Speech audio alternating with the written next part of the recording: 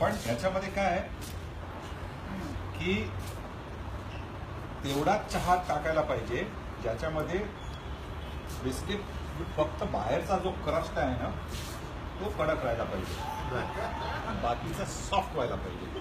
ते थोडं थोडं करत करायचं. आता बघा तुम्ही एक कॉन्सन्ट्रेशन बघा, हे कॉन्सन्ट्रेशन जी गोष्ट आहे ह्याच्यामध्ये बघा कॉन्सन्ट्रेशन केवढं करावं लागतं की हा क्रस्ट ओला नाही झाला पाहिजे बाहेरचा. बाकीचं म्हणजे बिस्किट भिजलं तरी काय हरकत नाही. मग हे काढायचं आणि परत मग कपमध्ये टाकायचं.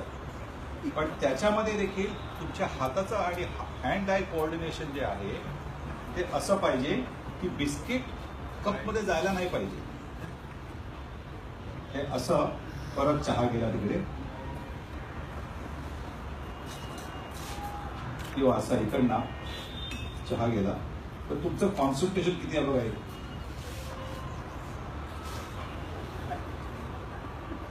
तर मग बिस्किट खायचं आणि नुसतं खायचं असं नाही. जो बाहेरचा क्रस्ट आहे आता मला जमला नाहीये, जमतंय होतं तो क्रस्ट मग त्याच्यामध्ये बुडवून मग परत खायचा. पण त्याच्यामध्ये मला नेहमी वाटतं की त्याने मला पुष्कळ मदत केली, कारण माझे दर दिवशी सकाळी जे कॉन्सन्ट्रेशन होतं ते बरोबर व्हायला पाहिजे.